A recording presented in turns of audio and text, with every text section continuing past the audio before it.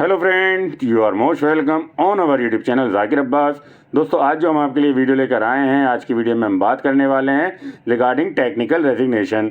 Technical resignation या resignation through proper channel क्या होता है और किनको ये देना होता है, अच्छे से जानेंगे और समझेंगे। देखिए, यहाँ पर पहले मैं आपको वीडियो शुरू करने से पहले ये बता देना चाहता हूँ, ये जो गाइडलाइंस हम देख रहे हैं, ये ऑफिस मेमोरेंडम इशू किया गया है सेंट्रल गवर्नमेंट के द्वारा 24 नवंबर 2022 को technical resignation and line period के रिगार्डिंग यहाँ पर ये हमें गाइडलाइंस इशू की गई हैं। और ये जो गाइडलाइंस हैं, ये केवल और केवल गवर्नमेंट एम्प्लॉय के लिए ही एप्लीकेबल हैं। इस चीज़ को अच्छे से समझ के चलिएगा। जो गवर्नमेंट एम्प्लॉय होते हैं, चाहे वो सेंट्रल गवर्नमेंट में हो या वो स्टेट गवर्नमेंट में हो, जब वो अदर स्टेट गवर्नमेंट में या सेंट्रल गवर्नमेंट का कोई अदर डिपार्टमेंट ज्वाइन करना चाहते हैं अपने डिपार्टमेंट से हटकर, तो उनको यहाँ पर टेक्निकल रेजिग्नेशन देने की ज़रूरत पड़ती है। क्यों आवश्यकता पड़ती है इसकी? देखिए, आपके लिए काफ़ी सारे बेनिफिट होते हैं, जैसे कि आपका बेनिफिट ऑफ लीव वो कैरी फॉरवर्ड हो जाए, आपकी एलटीसी होता है, आपका पे प्रोटेक्शन होता है, जीपीएफ सीनियरिटी, पेंशन स्कीम है आपकी, वेरिफिकेशन करेक्टर एंड अटेंडेंस है आपकी, और need of medical examination, transfer service book पर आप काम करते हैं। और यहाँ पर देखिए, आपके लाइन पीरियड जो होता है, जिसके अंदर आप दोबारा से अपने पोस्ट पर अगर रिटर्न यानी कि रिवर्स आना चाहें तो आ सकते हैं। काफ़ी सारे यहाँ पर बेनिफिट हैं जो आपको दिए जाते हैं अगर आप एक गवर्नमेंट एम्प्लॉय हैं और आप गवर्नमेंट जॉब में ही आगे जाना चाहते हैं। तो इस सर्कुलर को आप अच्छे से पढ़ सकते हैं, समझ सकते हैं। ये सर्कुलर हमने इस पीडीएफ फाइल को अपने टेलीग्राम चैनल पर शेयर कर रखा है, जिसके अंदर A to Z गाइडलाइंस आपके लिए प्रोवाइड कर रखी हैं जो भी टेक्निकल रेजिग्नेशन के लिए आवश्यक हैं। तो आप हमारा टेलीग्राम चैनल वीडियो के डिस्क्रिप्शन से ज्वाइन कर सकते हैं, वहां से इसकी पीडीएफ फाइल को प्राप्त कर सकते हैं। बाकी चलिए शॉर्ट में हम कोशिश करते हैं कि इसको समझ लें क्या क्या यहाँ गाइडलाइंस इशू की गई हैं। This department has issued various instruction time to time regarding technical resignation. इन्होंने पहले ही इशू कर रखी है, but now consolidate these instruction at one place better understanding के लिए यहाँ पर इन्होंने ये एक सर्कुलर अब निकाला है। देखिए, काफ़ी सारे सर्कुलर हैं जिनका इन्होंने नीचे डिटेल भी दे रखा है। देखिए, यहाँ सीरियल नंबर 1 से 2016 में, 2013, 1998, 1986, 1980 और 1974, 1967, 1963, ये इतने सारे यहाँ पर इन्होंने सर्कुलर ऑलरेडी ये टेक्निकल रेजिग्नेशन के रिगार्डिंग निकाल रखे हैं। तो इन सभी के साथ साथ अब इन्होंने यहाँ पर ये 2022 में एक कंसोलिडेट गाइडलाइंस इशू कर दी है टेक्निकल रेजिग्नेशन के रिगार्डिंग। तो आप इसको एक बार अच्छे से देख लें, समझ लें कि ये है क्या।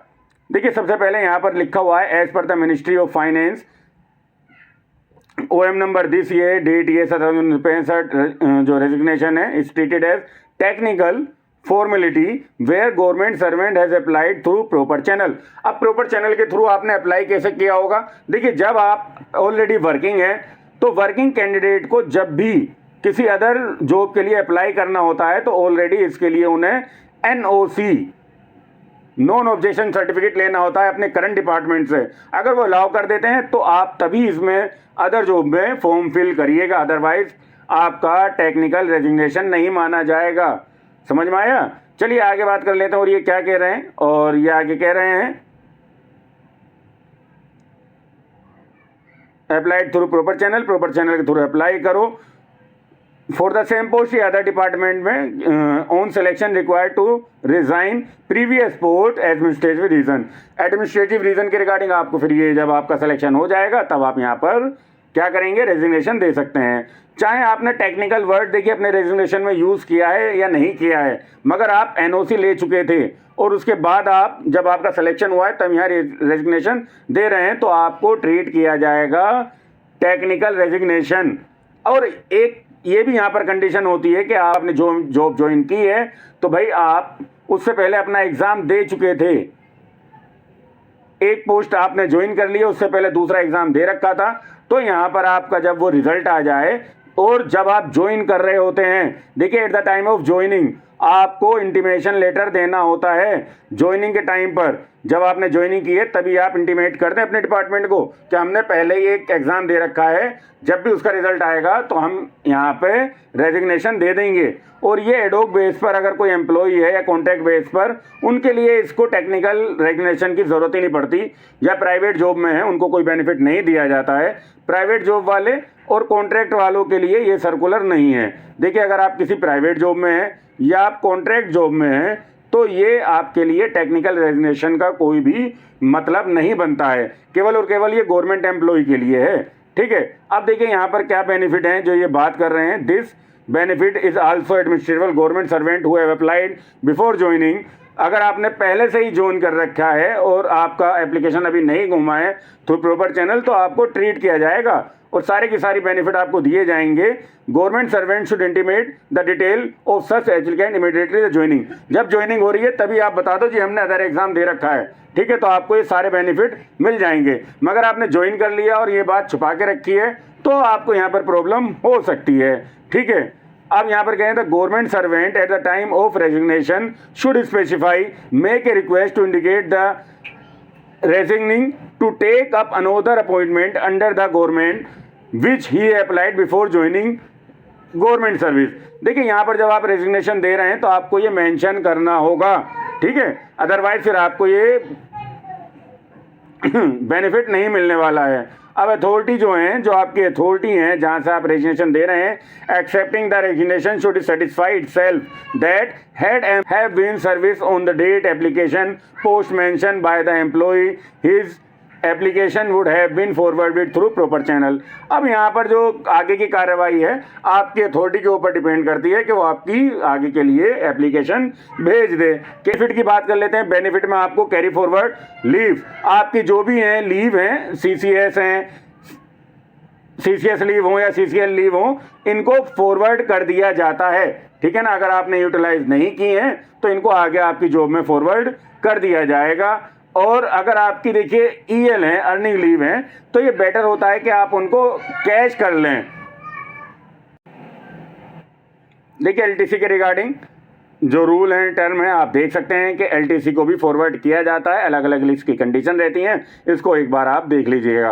पे प्रोटेक्शन मोस्ट इंपॉर्टेंट चीज़ है। अगर आप गवर्नमेंट एम्प्लॉय हैं तो आपका जो बेसिक पे होता है, देखिए जो आपका बेसिक पे है उसकी प्रोटेक्शन आपको मिलती है। अगर आप अदर गवर्नमेंट में जा रहे हैं और वहाँ पे आपका बेसिक पे करंट जॉब से कम है तो आपको जो बेसिक पे आपको ऑलरेडी मिल रहा है उसी बेसिक पे पर आपकी ज्वाइनिंग कराई जाती है। इस रूल को भी आप अच्छे से देख सकते हैं और समझ सकते हैं। यहाँ पर बात कर लेंगे जीपीएफ ट्रांसफ़र की, तो देखिए आप अंडर रूल 35 के अकॉर्डिंग आपका प्रोविडेंट फंड जो भी होगा वो आगे फॉरवर्ड कर दिया जाता है। सीनियरिटी की अगर बात करते हैं और टेक्निकल रेजिग्नेशन की हम बात करते हैं, देखिए यहाँ पर कहा जा रहा है on technical resignation seniority the post held government servant on the substantive basis continues to the protected. However, in case the government servant decided to resign his substantive post, the period spent to another department joined after submitting his technical resignation will not count the minimum qualification service promotion. देखिए अगर आप दोबारा से आते हैं तो यहाँ पर ये कहा जा रहा है कि आप अगर दोबारा से ज्वाइन कर लेते हैं तो जो पीरियड आपने दूसरी जॉब के अंदर लगा दिया वो आपके प्रमोशन में काउंट नहीं होगा सीनियरिटी के अंदर। ठीक है, और पेंशन स्कीम की अगर हम बात करते हैं तो पेंशन स्कीम जब आपकी फर्स्ट जॉब में है, अगर आप पेंशन स्कीम में आते हैं ओल्ड पेंशन में तो आपको पेंशन स्कीम मिलेगी। ठीक है, उसमें कोई परेशानी नहीं होने वाली। और न्यू पेंशन स्कीम के अंदर जो भी देखिए एनपीएस का जो आपका प्राण नंबर होता है वो आगे फॉरवर्ड कर दिया जाता है अदर डिपार्टमेंट को, इसमें कोई इशू आएगा ही नहीं। आपकी सर्विस बुक है वो भी आपकी ट्रांसफ़र कर दी जाएगी। ठीक है, और आपको मेडिकल एग्जामिनेशन से अगर एग्जाम्पशन चाहिए, जब आप का डॉक्यूमेंट वेरिफिकेशन होगा तो वो आपको छूट मिल जाती है। अब आगे बात कर लेते हैं लाइन पीरियड की। तो देखिए line period is the most important part of technical resignation. अगर आप टेक्निकल रेजिग्नेशन दे रहे हैं तो ये मोस्ट इंपॉर्टेंट चीज़ है आपके लिए, क्योंकि अगर आप अपने जो आपने न्यू जॉब ज्वाइन की है और उससे आप सेटिस्फाई नहीं है तो आप यहाँ पर बैक आ सकते हैं और ज्वाइन कर सकते हैं अपना previous department, previous job on same condition, जिस कंडीशन पर आप काम कर रहे थे उन्हीं टर्म और कंडीशन पर आप दोबारा ज्वाइन कर सकते हैं। ये सबसे ज़्यादा इंपॉर्टेंट चीज़ है आपके लिए। अगर आप लाइन पीरियड के लिए एक टेक्निकल रेजिग्नेशन के थ्रू अपना रेजिग्नेशन देते हैं, सारी टर्म और कंडीशन फुलफिल करते हैं। ठीक है, जब आपने यहाँ पर एग्ज़ाम दिया तब आपने एनओसी ली थी, फॉर्म अप्लाई करते समय एनओसी ली थी, जब आप ज्वाइन कर रहे हैं नेक्स्ट डिपार्टमेंट को वहाँ आप इस चीज़ को मेंशन कर रहे हैं, और अपने सर्विस डिपार्टमेंट में जहाँ आप सर्विस कर रहे थे वहाँ से जब रेजिग्नेशन दे रहे हैं तो प्रॉपर चैनल के थ्रू दे रहे हैं, तो ये आप जो बेनिफिट है इसको आप अवेल कर सकते हैं। ठीक है, इसकी सारी की सारी गाइडलाइंस आप पढ़ लीजिएगा, मैंने आपको शॉर्ट में समझा ही दिया है। टेक्निकल रेजिग्नेशन के रिगार्डिंग ये जो ऑफिस मेमोरेंडम अगर आपकी समझ में अच्छे से आया हो तो वीडियो को लाइक करना, चैनल को सब्सक्राइब करना मत भूलना। और इस PDF फाइल को प्राप्त करने के लिए आप हमारे टेलीग्राम चैनल से जुड़ सकते हैं। वीडियो के डिस्क्रिप्शन में आपको टेलीग्राम चैनल का लिंक अवेलेबल करा रखा है। वीडियो देखने के लिए आपका बहुत बहुत धन्यवाद।